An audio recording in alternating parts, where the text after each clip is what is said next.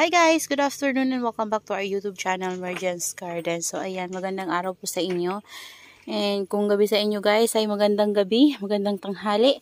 Ayan, so ngayon guys ay pumasok ako dito sa ating garden. And ayun nga, medyo nag-spray ako ng konti dito sa ating mga succulents. And ito, nilabas ko to nakaraang araw.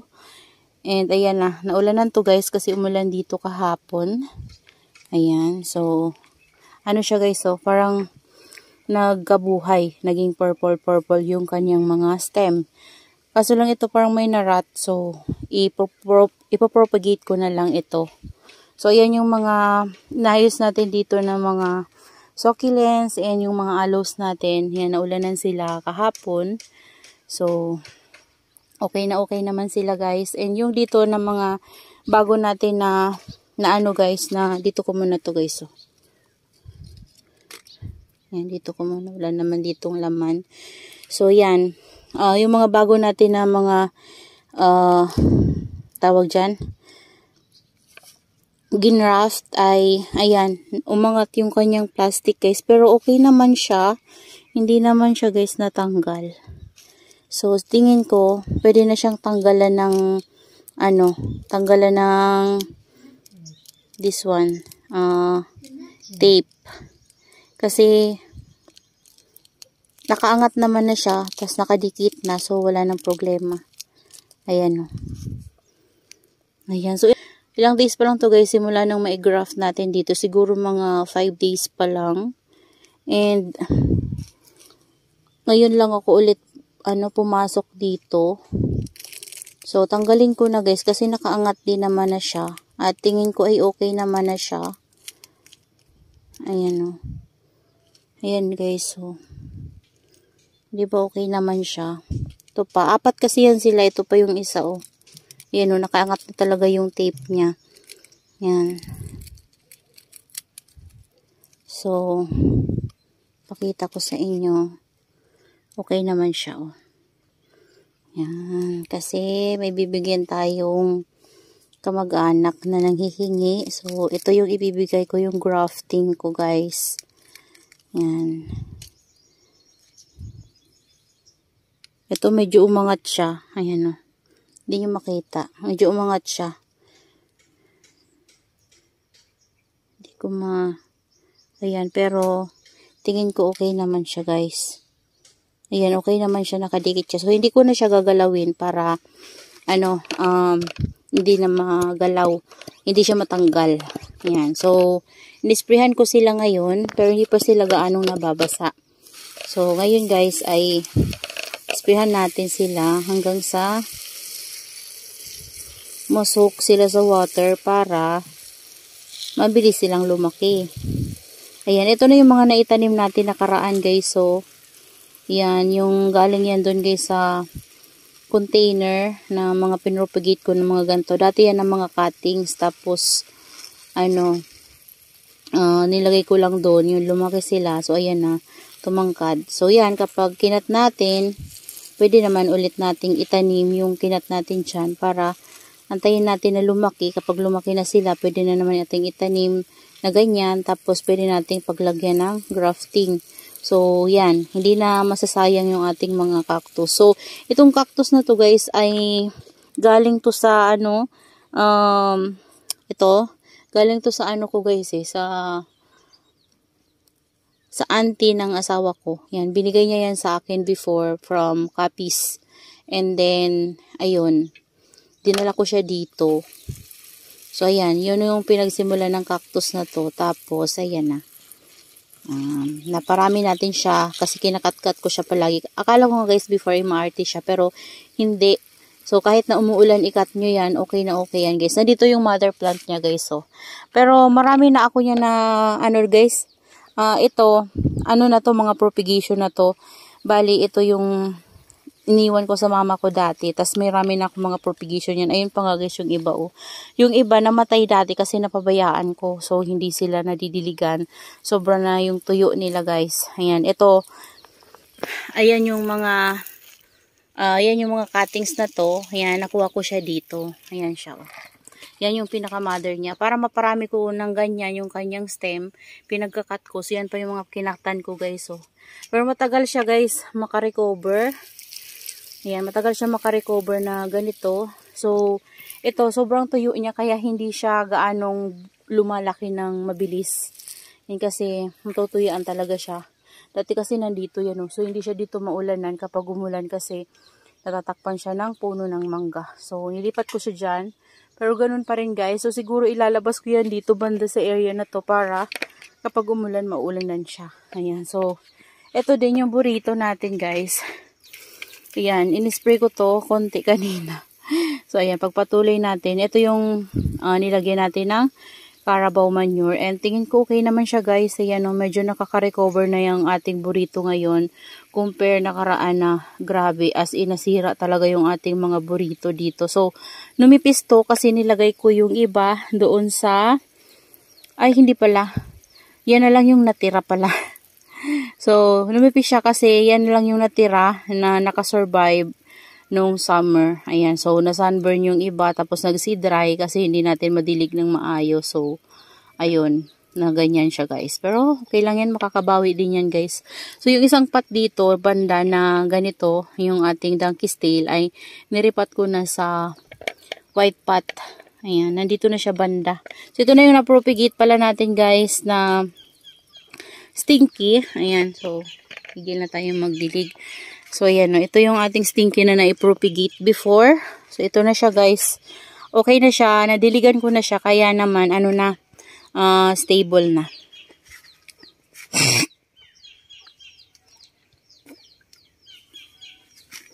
Stable na siya, guys. Kasi nakaraan, kulubot siya. Pero, ngayon, nung nadiligan ko na, ayan, naging healthy na siya, guys. So, ibig sabihin, may roots na yan. So, okay na siya. Ito yung naputol natin dito banda. O, diba nilagyan natin siya ng, ng fungicide, yung Daytane na color yellow. So, ayan siya, guys. Natuyo na siya. Tapos, ito na yung naputol natin. So, ayan. Yan, malago na siya. Yung pinagkata natin yan ay okay na okay din, guys. Medyo dumadami na din yung kanyang branches. So, lumalago na rin siya. So, dito, ayan, kaya ako nakaisip mag-video ngayon, guys, para maipakita ko sa inyo itong ating mga, dito, gymnocalycium na namumulaklak. So, nakaraan, diba, na ipakita ko sa inyo, pero hindi sila yung open talaga, kasi hapon na yun eh. So, nag-open talaga to ng tanghali. So, ngayon, makulimlim, pero umiinit-init, sobrang alinsangan, guys. Ayan. Kaya nakalabas tayo kasi medyo makulimlim. So, pero umiinit-init ngayon, guys, ng konti at saka ang alinsangan, grabe. So, ayan na, guys. Ito na yung ating isang gymno na namumulaklak ngayon. Ayan. Super ganda niya, guys, no? Sabay-sabay yung apat. Ang ganda. Sabayan pa nung isang white doon. Super ganda, guys. Ayan yung white natin. Ayan. Meron na naman dito, guys. So, ayan. First time nilang mamulaklak sa akin. Yung mga ito. Ayan. Kasi, yan eh. Ngayon lang sila talaga nagkaroon ng bubulaklakan. Ito din, guys. Malapit na yan, no. Yung daydream natin.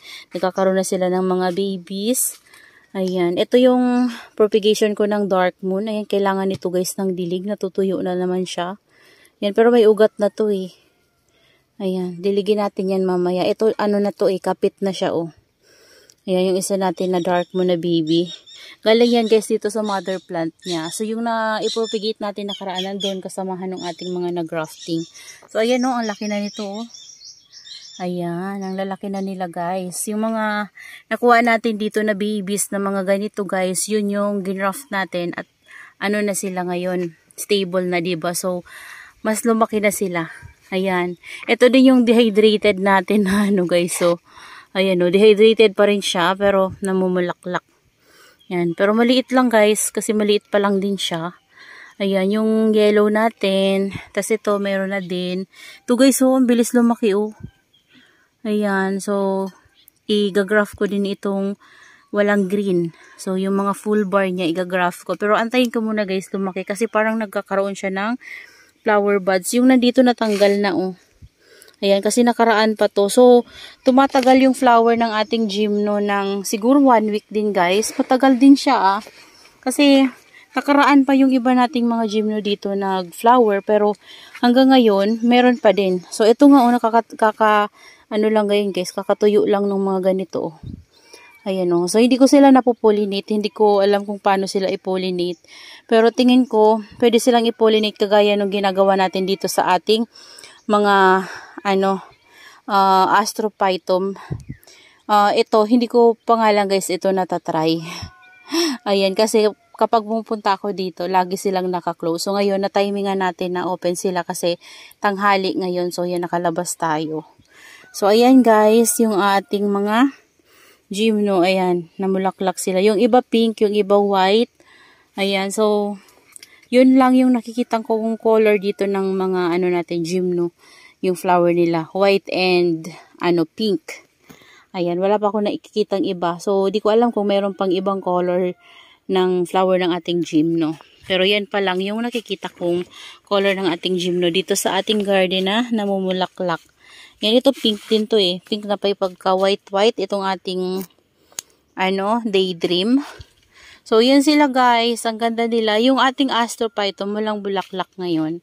So, ito yung niripat ko na Donkey's Tail guys. So, yan. Carabao manure din yung nilagay ko dyan. So, kailangan na rin yan ng dilig. So, siguro mamayang hapon ko na lang sila guys diligan. Kasi ngayon medyo malinsangan. So, yun dun banda. Okay lang yun kasi natatakpan naman sila doon ng mangga. So, hindi sila mainitan.